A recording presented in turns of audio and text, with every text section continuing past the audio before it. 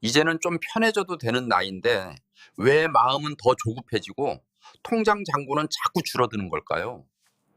이게 단순히 돈 문제가 아니라는 걸 아십니까? 많은 분들이 놓치고 있는 노년기 소비의 함정입니다. 한 달에 20만 원씩 이유 없이 사라지는 돈. 1년이면 240만 원입니다. 10년이면 2,400만 원이죠. 큰돈 쓴 기억도 없고 사치한 적도 없는데 통장은 빠르게 비워집니다. 더 무서운 건 그 속도가 점점 빨라진다는 겁니다. 왜 그럴까요? 나도 모르는 사이 작은 지출들이 습관이 되어버렸기 때문입니다. 안녕하세요. 저는 노후 경제와 소비 심리를 연구해 왔고, 대학에서 경제학을 가르치면서 동시에 수백 명의 은퇴자들을 만나 그들의 소비 패턴과 심리를 분석해 왔습니다. 그러면서 충격적인 사실을 발견했습니다. 대부분의 노년층은 큰 돈을 한 번에 쓰지 않습니다. 대신 작은 지출들이 끊임없이 반복되면서 결국 마음의 여유까지 함께 빼앗겨 가고 있었습니다. 상담실에서 가장 자주 듣는 말이 있습니다. 큰돈 쓴 기억은 없는데 통장은 왜 이렇게 빨리 줄어드는지 모르겠다는 겁니다. 어떤 분은 이렇게 말씀하셨어요. 젊을 때보다 오히려 더 불안하다고요. 수입은 정해져 있는데 지출은 통제가 안 된다고 하시더군요. 사실 이건 개인의 문제가 아니라 노년기에 흔히 나타나는 공통적인 현상입니다. 나도 모르게 반복되는 소비 습관들이 재정적 여유뿐 아니라 심리적 안정까지 먼저 흔들어 놓고 있기 때문입니다. 오늘은 노년층이 지금 당장 멈추면 삶이 훨씬 편해지는 소비 9가지를 구체적으로 이야기해 보려 합니다. 이건 단순히 절약하자는 이야기가 아닙니다. 앞으로의 평온을 지키고 진짜 필요한 곳에 돈을 쓸 수 있게 만드는 실질적인 선택에 관한 이야기입니다. 통장 잔고를 보며 불안해하는 시간을 줄이고 마음의 여유를 되찾는 방법이죠. 이 9가지만 정리해도 한 달에 최소 30만 원 이상은 지킬 수 있습니다. 이런 불안을 요즘 느끼고 계신 분이 있으시다면 댓글로 남겨주세요. 함께 이야기 나눠보면 좋겠습니다. 연구를 하다 보면 현장에서 직접 만나는 분들의 이야기가 가장 큰 배움이 됩니다. 그 중에서도 제게 큰 인상을 남긴 분이 계십니다. 아내분을 먼저 보내고 혼자 지내시는 73세 강태영님 이야기인데요. 처음 상담을 요청하셨을 때 표정이 많이 지쳐 보이셨어요. 매달 연금은 꼬박꼬박 들어오는데도 이상하게 늘 빠듯하다고 하셨습니다. 그래서 함께 지난 6개월간의 통장 내역을 살펴봤는데 놀라운 사실을 발견했습니다. 큰 지출은 거의 없었어요. 대신 외식비, 홈쇼핑 결제, 자동으로 빠져나가는 구독료들이 끊임없이 반복되고 있더군요. 강태영님은 말씀하셨습니다. 외롭다 보니 외식도 잦아지고 집에 있는 시간이 많아지니 홈쇼핑도 자주 보게 되고 필요 없어 보여도 자꾸 뭔가를 사게 됐다고요. 그러다 어느 날 통장 잔고를 보고 깜짝 놀라셨고 그제야 뭔가 잘못됐다는 걸 느끼셨다고 했습니다. 사실 이 패턴은 많은 분들이 겪는 전형적인 노년기 소비 함정입니다. 그런데 놀라운 변화가 일어났습니다. 강태영 님이 소비를 줄이기 시작한 건 거창한 결심 때문이 아니었어요. 외식 횟수를 주 3회에서 1회로 줄이고 홈쇼핑 채널 대신 동네 도서관을 다니기 시작했습니다. 그리고 자동 결제되는 항목들을 하나씩 정리했을 뿐인데 불과 3개월 뒤에 만났을 때 표정이 완전히 달라져 있었어요. 돈이 많이 늘어난 건 아닌데 마음이 먼저 편해졌다고 하시더군요. 통장을 볼 때마다 느꼈던 그 불안감이 사라졌다는 겁니다. 말씀드릴 내용이 아직 많이 남았습니다. 사실 지금까지는 문제를 짚어본 것뿐이고 진짜 해결 방법은 뒤에서 차근차근 알려드릴 겁니다. 이런 정보가 필요하신 분들께 도달할 수 있도록 구독과 좋아요 한 번씩만 눌러주세요. 여러분 같은 분들을 위한 채널입니다. 그럼 이제부터 노년기에 특히 조심해야 할 소비 습관들을 하나씩 짚어보겠습니다. 지금부터 말씀드릴 내용들은 제가 연구 현장에서 직접 확인한 실제 데이터와 사례들을 바탕으로 한 것입니다. 먼저 새 차 구매부터 이야기해 보겠습니다. 은퇴 후 여유가 생기면 많은 분들이 새 차를 사고 싶어 하십니다. 평생 열심히 일했으니 이제 좋은 차 한 대쯤 타도 되지 않겠냐는 생각이시죠. 이 마음은 충분히 이해합니다. 그런데 새 차는 출고하는 순간부터 가치가 급격히 떨어집니다. 국내 자동차 산업 연구원의 자료를 보면 신차는 첫 해에만 구매가의 20%에서 30% 정도 가치가 떨어집니다.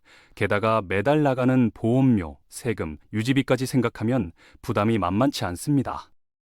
제가 상담했던 67세 김정우님의 경우를 말씀드리겠습니다. 은퇴 후 새 차를 할부로 구매하셨는데 처음에는 기분이 좋으셨대요. 그런데 매달 나가는 할부금과 보험료, 주차비, 유류비가 생각보다 훨씬 컸습니다. 결국 6개월 만에 차를 팔고 2년 된 중고차로 바꾸셨는데 그때부터 마음이 편해지셨다고 하더군요. 차는 이동수단일 뿐입니다. 2년에서 3년 정도 된 관리 잘 된 중고차만으로도 충분합니다. 여러분께 묻고 싶습니다. 지금 새 차가 정말 필요해서 바꾸려는 건가요? 아니면 주변 시선이나 자존심 때문인가요? 두 번째는 유행하는 고가 의류입니다.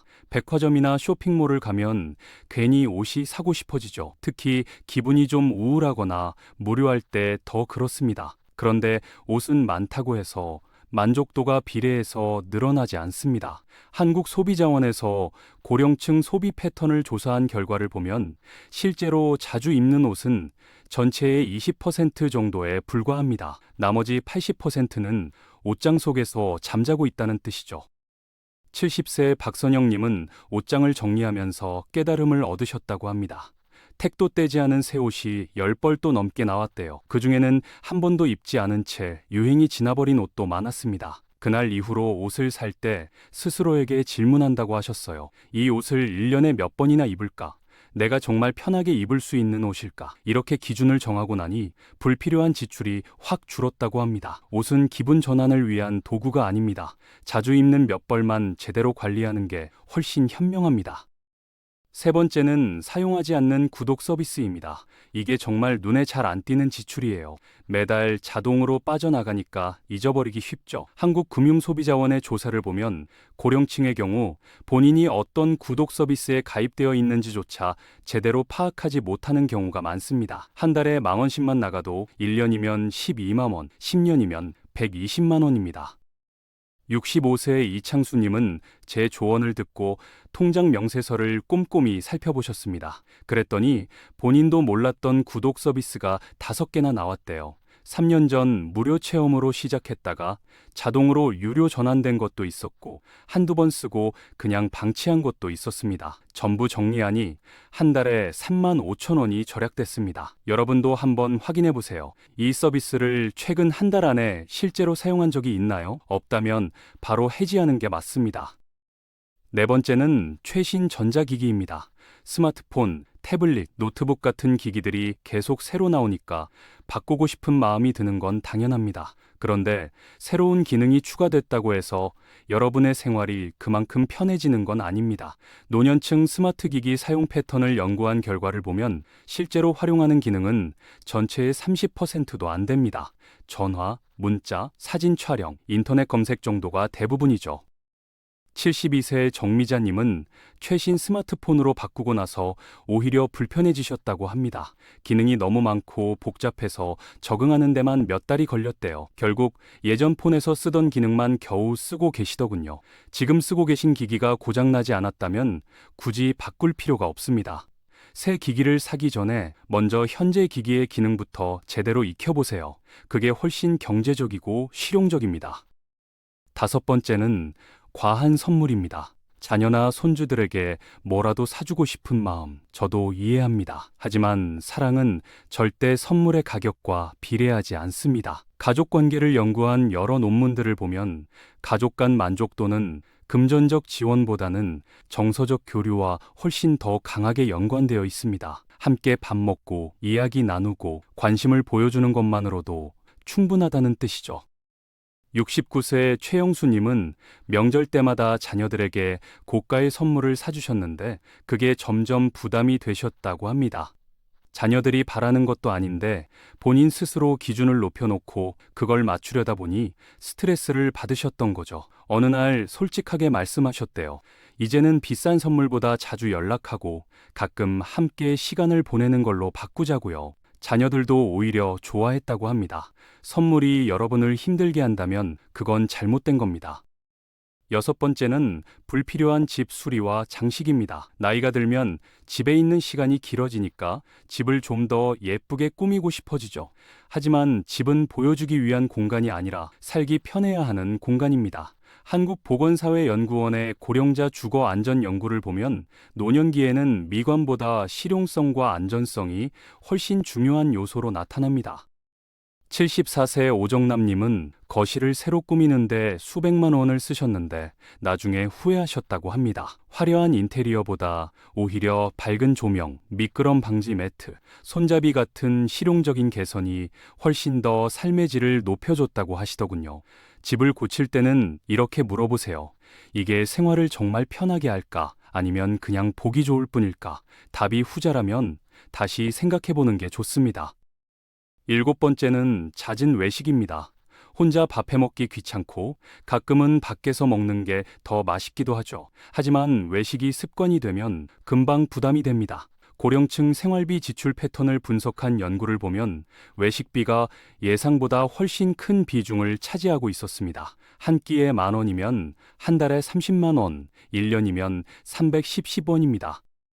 66세 한미경님은 외식 횟수가 늘면서 통장이 자꾸 줄어드는 걸 느끼셨다고 합니다. 그래서 간단한 집밥 요리법을 배우기 시작하셨어요. 처음엔 귀찮았는데 익숙해지니까 오히려 건강도 좋아지고 돈도 아끼게 됐다고 하시더군요. 외식할 때 스스로에게 물어보세요. 지금 정말 배고파서인가요? 아니면 그냥 심심해서인가요? 심심함을 외식으로 채우려 하면 끝이 없습니다. 8번째는 과장된 건강 보조식품입니다. 건강을 챙기고 싶은 마음은 당연합니다. 그런데 광고에서 말하는 기적 같은 효과, 대부분 과장입니다. 보건복지부와 식품의약품안전처에서도 무분별한 건강기능식품 섭취를 경계하라고 여러 번 권고했습니다. 진짜 건강은 균형 잡힌 식사와 꾸준한 활동에서 나옵니다. 71세 정태균님은 한때 여러 가지 보조제를 한꺼번에 드셨다고 합니다. 한 달에 20만 원 넘게 쓰셨는데 특별히 달라진 건 없으셨대요. 그러다 식습관을 바꾸고 매일 30분씩 걷기 시작하셨는데 그게 훨씬 더 효과가 있었다고 하십니다. 보조제를 사기 전에 물어보세요. 이 제품이 정말 필요한가? 아니면 광고 문구에 현혹된 건 아닐까? 9번째는 큰 금액의 금전 지원입니다. 자녀가 어려울 때 도와주고 싶은 건 부모 마음입니다. 하지만 노년의 돈은 단순한 여유 자금이 아니라 여러분의 안전망입니다. 노후 경제 불안 요인을 연구한 자료를 보면 과도한 가족 지원이 노년층 빈곤의 주요 원인 중 하나로 지적되고 있습니다. 68세 윤경호님은 자녀의 사업 자금으로 큰 돈을 지원했다가 나중에 본인이 어려워지셨다고 합니다. 자녀에게 미안한 마음에 거절하지 못했는데 결국 본인의 노후가 불안해진 거죠. 나중에는 솔직하게 경계를 정하셨다고 합니다. 도울 수 있는 범위 안에서만 돕고 그 이상은 정중히 거절하는 거죠. 그렇게 하고 나니 오히려 마음이 편해졌다고 하십니다. 금전 지원을 결정할 때 반드시 물어보세요. 이 선택이 내 삶을 불안하게 하지는 않을까? 이렇게 9가지 소비 습관을 살펴봤습니다. 이제 이런 소비를 멈추면 어떤 변화가 실제로 일어나는지, 그리고 어떻게 실천하면 좋을지 정리해 보겠습니다. 먼저 이해하셔야 할 게 있습니다. 노년기 소비는 줄이는 게 아니라 방향을 바꾸는 겁니다. 젊을 때와 똑같은 기준으로 돈을 쓰면 불안해질 수밖에 없습니다. 왜냐하면 수입은 정해져 있는데 지출은 계속 늘어나니까요. 그래서 가장 먼저 점검해야 할 건 고정비입니다. 매달 자동으로 나가는 돈들, 이게 쌓이면 부담이 됩니다. 보험료, 구독료, 통신비 같은 것들부터 하나씩 살펴보세요. 정말 필요한지, 더 저렴한 대안은 없는지 확인하는 것만으로도 한 달에 10만 원 이상 절약할 수 있습니다. 그 다음으로 중요한 건 마음의 여유입니다. 신기한 게 소비를 조정하고 나면 돈보다 마음이 먼저 편해집니다. 왜 그럴까요? 불필요한 지출을 줄이면 통장을 볼 때마다 느끼던 그 불안감이 사라지기 때문입니다. 비교하는 습관을 내려놓으세요. 남들이 뭘 사든 어디를 가든 상관없습니다. 여러분만의 기준을 만드세요. 내가 편한 게 뭔지, 내게 정말 필요한 게 뭔지 생각해 보는 겁니다. 그 기준이 명확해지면 선택이 훨씬 쉬워집니다. 세 번째 원칙은 선택권을 늘리는 겁니다. 소비를 줄이면 오히려 선택권이 늘어납니다. 당장 급한 게 아니니까 천천히 생각할 수 있고 정말 가치 있는 곳에 돈을 쓸 수 있게 되죠. 충동 구매를 막는 가장 좋은 방법은 하루 미루기 습관입니다. 뭔가 사고 싶으면 하루만 기다려보세요. 24시간 뒤에도 여전히 필요하다면 그때 사는 겁니다. 대부분은 하루만 지나도 그 욕구가 사라집니다. 홈쇼핑이나 광고에 현혹되는 환경 자체를 차단하는 것도 좋습니다. 네 번째는 작은 절제가 큰 안정으로 이어진다는 원칙입니다. 한 번에 모든 걸 바꾸려고 하지 마세요. 그러면 작심삼일로 끝나기 쉽습니다. 한 달에 한 가지씩만 정리하세요. 이번 달에는 구독 서비스 정비, 다음 달에는 외식 횟수 줄이기, 그 다음 달에는 옷장 정리. 이렇게 천천히 하나씩 바꿔나가는 게 훨씬 지속 가능합니다. 작은 성공이 쌓이면 자신감이 생기고 그 자신감이 다음 변화를 만들어냅니다. 다섯 번째 원칙은 기록하는 습관입니다. 한 달 동안 돈을 어디에 얼마나 썼는지 간단하게라도 적어보세요. 앱을 쓰셔도 좋고 공책에 손으로 쓰셔도 됩니다. 중요한 건 돈의 흐름을 눈으로 확인하는 겁니다. 기록하기 시작하면 놀랍게도 저절로 소비가 줄어듭니다. 왜냐하면 쓸 때마다 의식하게 되거든요. 이게 정말 필요한 지출인가, 나중에 후회하지 않을까 생각하게 됩니다.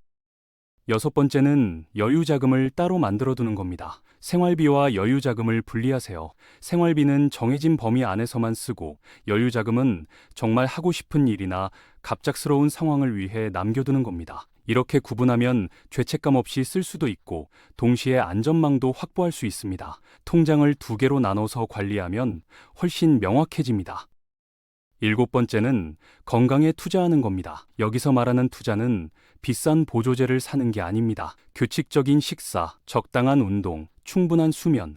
이게 진짜 건강 투자입니다. 병원비는 나중에 몰아서 나가는 큰 지출이 되기 쉽습니다. 그걸 예방하는 가장 좋은 방법은 지금부터 건강을 챙기는 겁니다. 매일 30분만 걸어도 됩니다. 병원비 아끼는 가장 확실한 방법입니다.